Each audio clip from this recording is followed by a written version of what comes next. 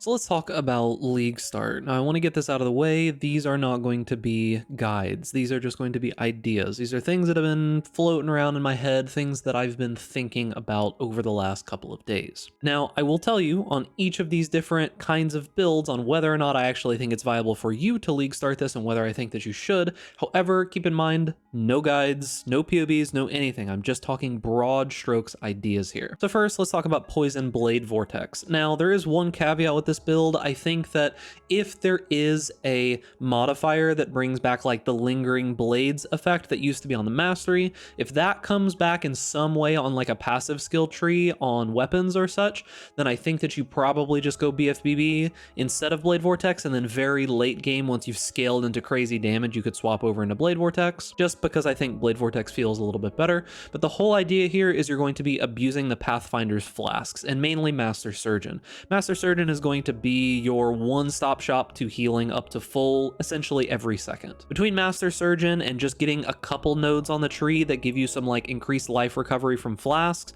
you are going to be healing an absolute ridiculous amount of health. You would just be using something like a big saturated Eternal Life Flask. You're just wanting to get something that has as much recovery, just raw recovery per second as you can possibly get. You don't really care about anything else. You could put whatever you like on there. Could be anything from being like immune to bleed and such. It doesn't really matter too much. This is a random tree that I just pulled from PoE Ninja. Cut off a couple of things on it just to give myself a basic idea of what a tree would look like. I took off the cluster jewels, I took off all the items, I threw on some random ones that you can see here. A couple ones of note is that I do think Devouring Diadem is going to be significantly more rare. They said that they like rebalanced how the items drop, so do keep in mind this is going to most likely be pretty expensive. I don't think it's absolutely 100% necessary. You could path up to Eldritch Battery if you wanted to. You're pretty close to it. It's right here. You could even get a little bit of Energy Shield Leech if you needed to help with some mana fixing. On top of that, the whole idea of using the Skin of Lords is to get mind over matter. So the whole idea that I had here to get some kind of like weird triple dip kind of thing going on is that we would be using Replica Sorrow of the Divine, Devouring Diadem, as well as the mind over matter from Skin of the Lords. What this would allow us to do is life recovery would apply to both our energy shield and our life. We would get enough energy shield that we would be recovering like, I don't know, a few thousand life every second, as well as a few thousand energy shield per second. We would grab mind over matter to give us a little bit of a beefier health pool, because it's kind of hard to get a big enough health pool most of the time on the right side of the tree, especially when you're using a bunch of uniques. So this should give us some like hybrid regen, a larger effective health pool, with it being a Pathfinder and with you being able to scale a ton of just ways to have flasks up infinitely, with the new Master Alchemist having 50% chance for flasks to not consume charges.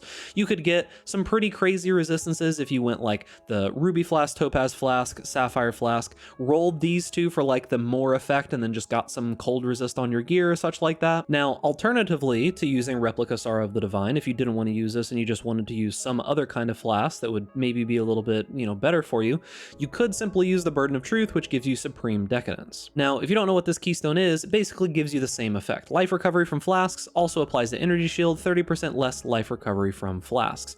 Now, this does have the downside of this 30% less life recovery from flasks, although I think that it's going to be more than fine, because you're going to be recovering a lot of life per second from flasks. Early on, I think that you would probably be able to clear relatively easily with Ace Gentle Touch. This should be able to scale like your clear all the way up into tier 16 maps pretty easily. You could farm up some money, get the rest of the stuff that you needed to be able to do single target, but honestly, I personally don't exactly know how I feel about this. I'd like to see some of the weapon effects that we're going to be able to get first before I would really jump directly into this. Do I think that it would be strong either way? You'd most likely be able to clear yellow maps and red maps, absolutely no issue with a build like this. You wouldn't even have to go these two nodes early on if you didn't want to. You could cut off from the Nature's Boon, and you could come down here and grab like Master Toxicist or Nature's Reprisal, wear a bunch of rare gear that actually has resistances on it, and don't worry too much about these flasks.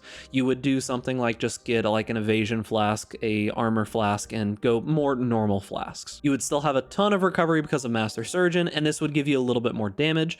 And if you manage to get to the point where you didn't need these 2 nodes anymore, you could either cut off Master Alchemist and just go Nature's Reprisal later on, or go Master Toxicist for some more clear. However, I do think that you probably don't need Master Toxicist if you are using Plague Bearer. I think the Plague Bearer is probably going to be enough for clear on top of your Blade Vortex itself. This was the first build that I was personally thinking of jumping into. However, with some potential expenses on a lot of this gear, I think that a Poison Caster build, if we don't know for sure that there is like a enchant that would make BFBB work, I personally am going to move away from this a little bit. Do I think that you could do this?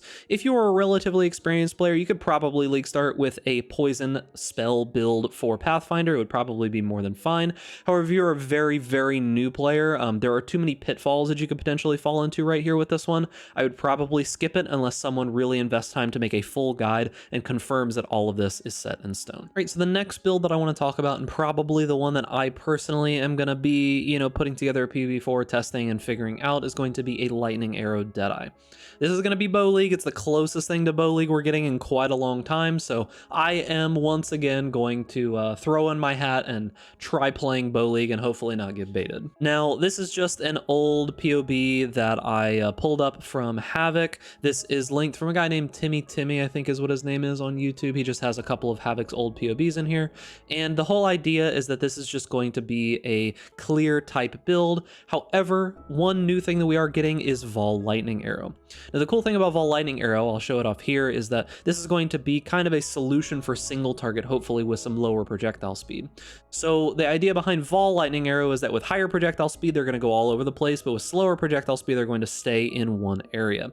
Now, I don't exactly know how you're going to go about scaling this or not scaling this. It's something I'm going to have to test a little bit as we get into the league, because obviously I can't test the ability right now.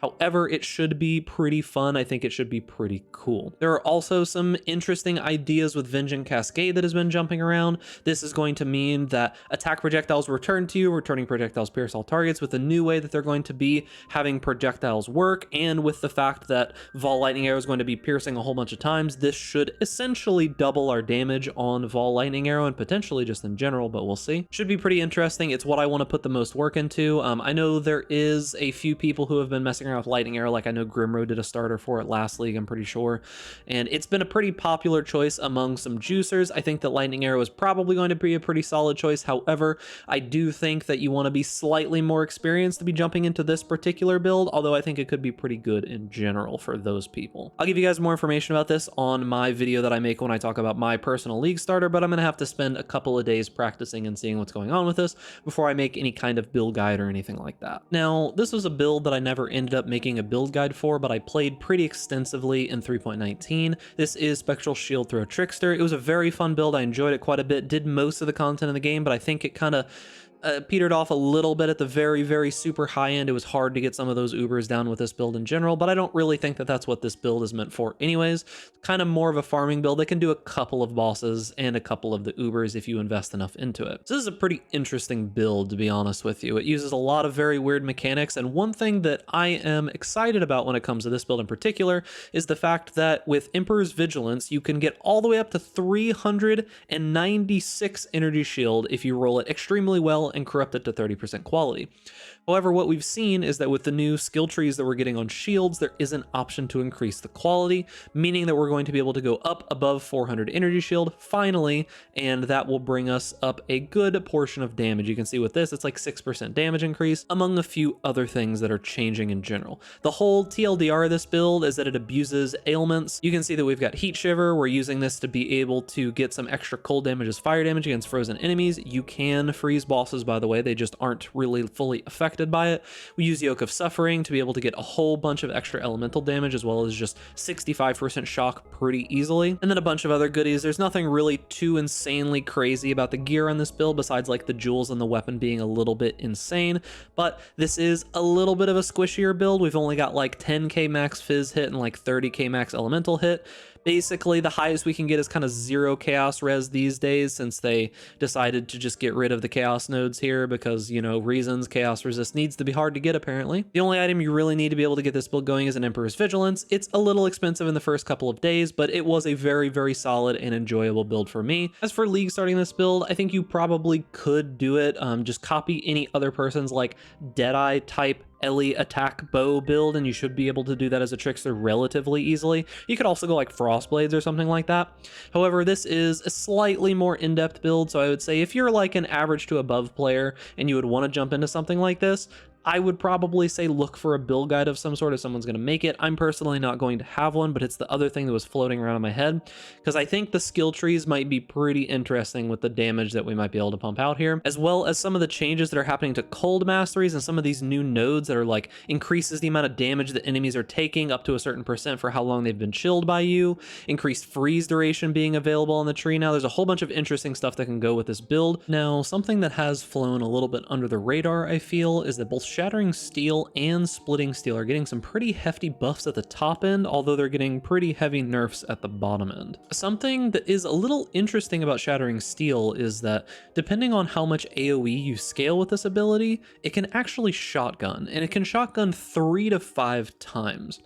So with this being buffed a little bit, I do think that there is some potential for Shattering Steel to be pretty powerful in like the middle tier of maps if we can get that AoE large enough to shotgun well. And with it having 110% scaling as well as a bunch more base damage, I think the Shattering Steel is going to be an excellent choice very early on for a Steel Champ type build. And what I'm wondering is that with some testing, and of course I am going to have to test this, if Shattering Steel will be able to carry up to the point that you're able to make that transition to Lancing Steel.